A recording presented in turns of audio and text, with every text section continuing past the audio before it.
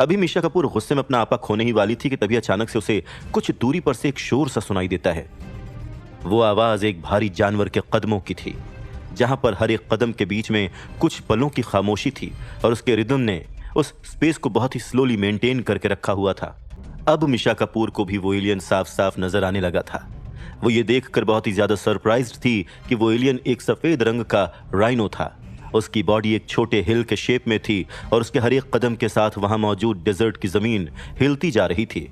उसके पैरों के नीचे आने वाले ग्लोइंग डैंडेलियंस हवा में इस तरह से उछलने लग जाते हैं जैसे कि मानो वो उसका रास्ता गाइड कर रहे हों। वो राइनो उनके टेंट के और भी ज्यादा करीब आता जा रहा था और ये देखकर अब मीशा कपूर को डर लगने लग गया था। इस समय अगर वो कुछ चाहती थी तो बस जल्द से जल्द यहां से उठकर भाग जाना, चाहे वो राइनो देखने में कितना ही ज्यादा खूबसूरत क्यों ना लग रहा हो। लेकिन है तो वो एक बीस्ट ही। देखने में वो राइनो काफी ज्यादा हैवी लग रहा था और उसका वहां पर इस तरह से मंडराना काफी ज्यादा इंटिमिडेटिंग था, जिसकी वजह से डर के मारे मीशा कपूर की जैसे सांस सी रुक गई थी। उसके मुंह से किसी भी तरह की आवाज न निकले इसके लिए वीर का एक हाथ ऑलरेडी उसके मुंह पर था, लेकिन अब वो अपने दूसरे हाथ का इस्तेमाल उसे कंट्रोल और काम करने के लिए कर रहा था। पर उसकी आंखें अभी भी उस ग्लोइंग राइनो को ऑब्जर्व करती जा रही थीं और देखते ही देखते कुछ समय के बाद वो राइनो डायरेक्टली उस टेंट के सामने आ गया था जिसके अंदर वीर और मीशा कपूर थे। बड़े बड़े पिलर्स के जैसे उस राइनो के थिक लेग्स चलते समय जमीन से ऊपर उठकर नीचे की तरफ आ रहे थे। पूरा का पूरा टेंट अब उस राइनो की शैडो में था और मीशा कपूर ये अच्छे से समझ पा रही थी और यही वजह थी कि डर के मारे उसकी आंखें खुली की खुली रह गई थीं और उसकी बॉडी अब कांपना शुरू हो गई थी। अगर गलती से भी उस राइनो का एक भी पैर टेंट पर पड़ गया तो मीशा कपूर जानती थी कि पलक झपकते ही वो लोग जेली में बदल जाएंगे। सिल्वर फॉक्स और लिटिल ऑरेंज भी किसी चूहे की तरह साथ में एक कोने में दुबके पड़े थे। जाहिर सी बात थी कि करीब आते हुए राइनो को देखकर वो दोनों के दोनों बहुत ही ज्यादा डर गए थे और फिर किसी पिस्टन की तरह उस राइनो का एक पैर वीर के टेंट के ठीक पीछे मौजूद सैंड पर पड़ जाता है और उन लोगों को अवॉइड कर देता है।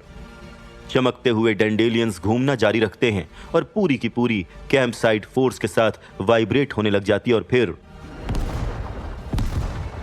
खैर वो व्हाइट राइनो न तो धीमा पड़ता है और न ही पीछे पलटता है और बस उसी डायरेक्शन में चलना जारी रखता है जिस डायरेक्शन में वो चलता जा रहा था। पिलर्स के जैसे चारों पैर उस टेंट को क्रॉस करते हुए चले जाते हैं और बस इंच भर से उनके टेंट को छूते छूते रह जाते हैं। उस एलियन के पैरों से बने जमीन पर गड्ढों ने कैंप ग्राउंड को डेकोरेट करके रखा हुआ था। मीशा कपूर का दिल ऑलमोस्ट उसके मुंह से बाहर निकल आया था। फॉर्चुनेटली उस व्हाइट राइनो ने आगे बढ़ते समय वहां पर मौजूद टेंट की प्रेजेंस पर ध्यान नहीं दिया था। उन खूबसूरत चमकते हुए डेंडोलियंस के साथ वो धीरे धीरे चलता हुआ उनकी नजरों से दूर चला गया था। जब व्हाइट राइनो उन सभी की नजरों से दूर चला गया तब ग्लोइंग डेंडोलियंस की प्रेजेंस भी धीमी हो गई थी।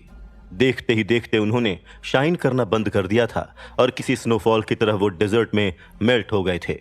यहां तक कि पीछे उनका नामो निशान तक नहीं बचा था। इनफैक्ट पीछे उस व्हाइट राइनो के पैरों के निशान नहीं छूटे होते तो हर किसी को यही लगता कि पूरा का पूरा किस्सा बस एक सपना ही था। मीशा कपूर जो उस पूरे दौरान डर के मारे कांप रही थी वो अब फाइनली रिलैक्स्ड हो गई थी। अपने चेस्ट को पैट करते हुए वो उन सभी डरावने और खौफनाक विजन्स को जहां पर वो खुद को उस बड़े राइनो के पैर के नीचे क्रश करता हुआ देख रही थी उन्हें शेक करने की कोशिश कर रही थी। लकीली उसका कोई भी डर सच नहीं हुआ था।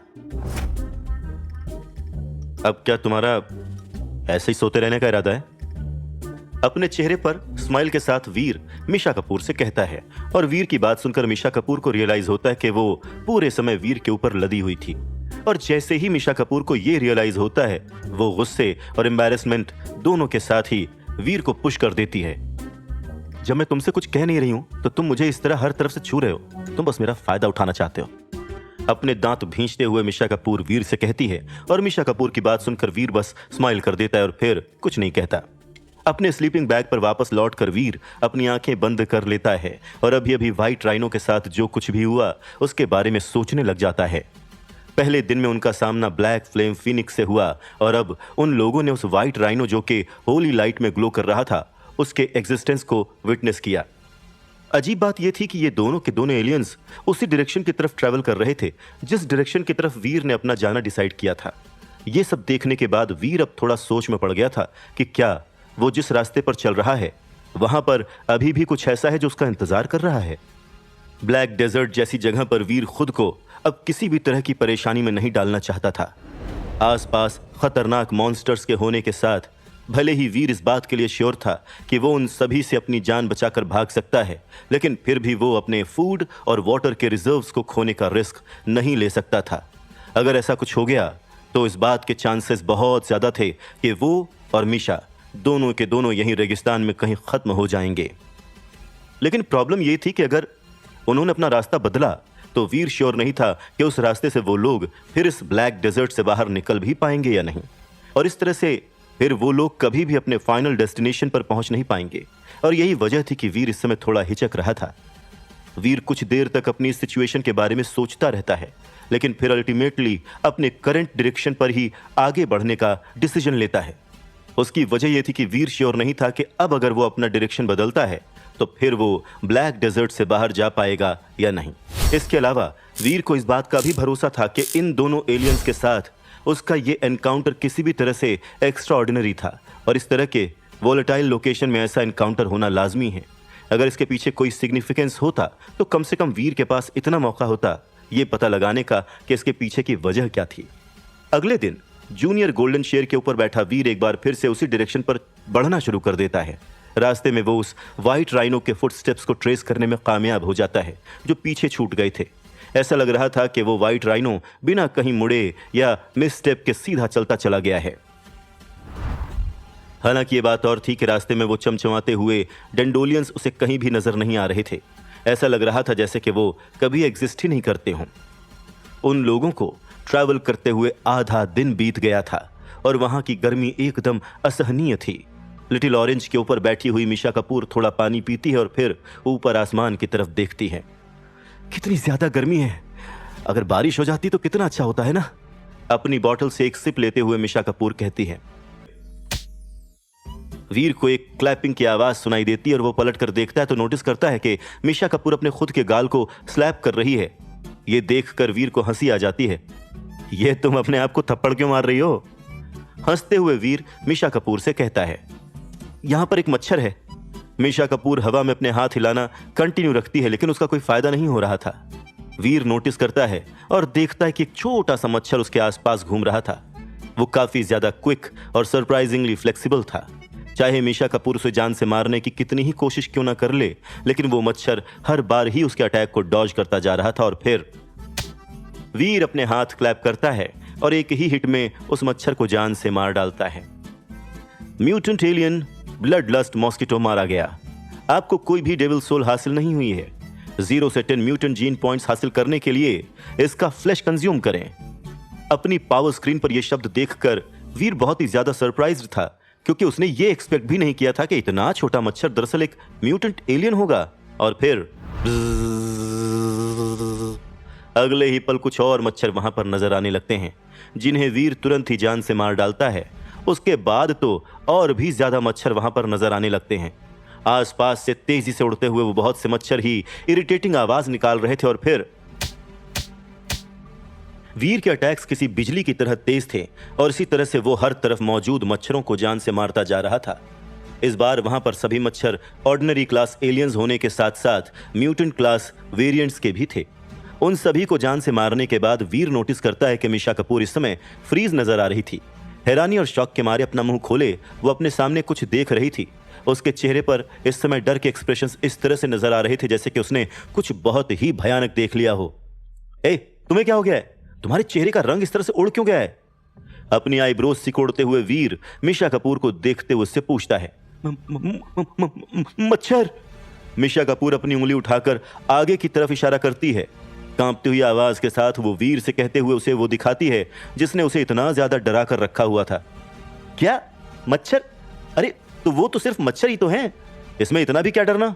इन्हें तो मैं बस ताली बजाकर ही मार डालूंगा। मीशा कपूर से इतना कहने के बाद वीर उस डायरेक्शन की तरफ मुड़ता है जिस तरफ मीशा कपूर इशारा कर रही थी, और उसे डेजर्ट सैंड में एक बड़ा क्रैक नजर आता है। और अगले ही पल वीर को उसके अंदर से किसी गीजर की तरह मच्छरों की बारात बाहर आती हुई नजर आती है। अनगिनत तादाद में वो सब के सब वीर और मिशा कपूर की तरफ पलट गए थे। और जैसे पहले सैंडस्टॉर्म ने वहां के एटमॉस्फेयर को घेर रखा था, वैसे ही उन्होंने वहां के आसमान को घेर कर सूरज को पूरी तरह से छुपा लिया था। ऐसा लग रहा था जैसे मच्छरों के एक बादल ने वहां पर आकर दिन को रात में बदल दिया था। अरे, तो तुम यहां पर रुककर इंतजार किसका कर रही हो? भागो! वीर चिल्लाते हुए कहता है और अगले ही पल वो मिशा कपूर को पकड़ता है और उसे वो अपने बगल में दबाकर वहां से भागने लगता है। ब्लड लस्ट मच्छरों ने किसी सैंडस्टॉर्म की तरह वहां के आसमान को कॉन्कर करके रखा था और यहां तक कि सिल्वर फॉक्स और लिटिल ऑरेंज तक डर गए थे और इसीलिए वो दोनों भी वीर और मिशा कपूर के साथ भागना शुरू कर देते हैं। अगर वो सभी मच्छर कम तादाद में होते और यहां तक कि म्यूटेंट क्लास के भी होते तो भी उनसे उन्हें डरने की जरूरत नहीं थी, लेकिन यहां पर अनगिनत तादाद में ब्लड लस्ट मच्छर मौजूद थे। अब वीर के पास तो एक अप्रोप्रिएट सुपर आर्मर था जो उन ब्लड लस्ट मॉस्किटोज के अटैक को ब्लॉक कर सकता था, लेकिन मिशा कपूर के पास ऐसा कुछ भी नहीं था और इसीलिए वो एक ही पल में मारी जा सकती थी।